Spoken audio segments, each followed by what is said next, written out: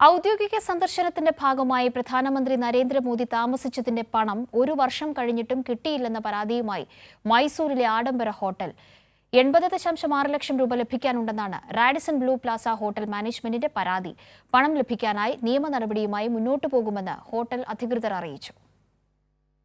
Project tiger പദ്ധതിയുടെ 50ാം വാർഷികാഘോഷത്തിനെത്തിയ പ്രധാനമന്ത്രി കഴിഞ്ഞ വർഷം ഏപ്രിൽ 9-നാണ് റാഡിസൺ ബ്ലൂ പ്ലാസയിൽ താമസിച്ചത്.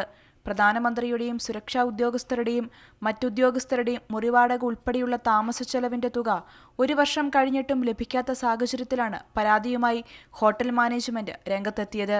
തുക ലഭിക്കാൻ 12 മാസം വൈകിയതിനാൽ 18% പലിശയായ 12.09 ലക്ഷം രൂപയും ചേർത്തുള്ള തുകയായ 92.69 ലക്ഷം രൂപയാണ് ഹോട്ടൽ മാനേജ്മെന്റ് ആവശ്യപ്പെടുന്നത്. പ്രൊജക്ട് ടൈഗർ പദ്ധതിയുടെ 50ാം വാർഷികത്തോടനുബന്ധിച്ചുള്ള പരിപാടി ദേശീയ കടുവാ സംരക്ഷണ അതോറിറ്റിയും കേന്ദ്ര പരിസ്ഥിതി മന്ത്രാലയവും ചേർന്നാണ് സംഘടിപ്പിച്ചത്. നടത്തിപ്പ് ചുമതല കർണാടക വനം വകുപ്പിനും. മുഴുവൻ ചെലവും കേന്ദ്രം വഹിക്കാമെന്ന ധാരണയിൽ മോദിയുടെ സന്ദർശനത്തിനുൾപ്പെടെ 3 കോടി രൂപ ബജറ്റും നിശ്ചയിച്ചു. എന്നാൽ മൊത്തം 6.33 കോടി രൂപ ചെലവായി.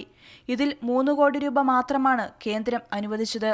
ബാക്കി തുകയ്ക്കായി പലവട്ടം കത്തയച്ചതിനു പിന്നാലെ ഈ ഫെബ്രുവരിയിലാണ് ഹോട്ടൽ ബില്ലടക്കം സംസ്ഥാനം വഹിക്കണമെന്ന് NDCA അറിയിച്ചത്.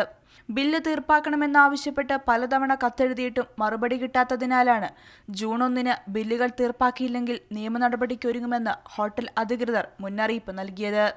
BJP ഭരിച്ചിരുന്ന കാലത്ത് നടന്ന പരിപാടിയായതിനാൽ ഹോട്ടൽ ബില്ലിന്റെ കാര്യത്തിൽ ഉത്തരവാദിത്തം ഏറ്റെടുക്കാൻ വിസമ്മതിക്കുകയാണ് കർണാടകയിലെ കോൺഗ്രസ് സർക്കാർ.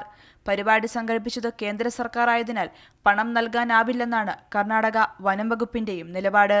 കൈരളി ന്യൂസ്, ദില്ലി.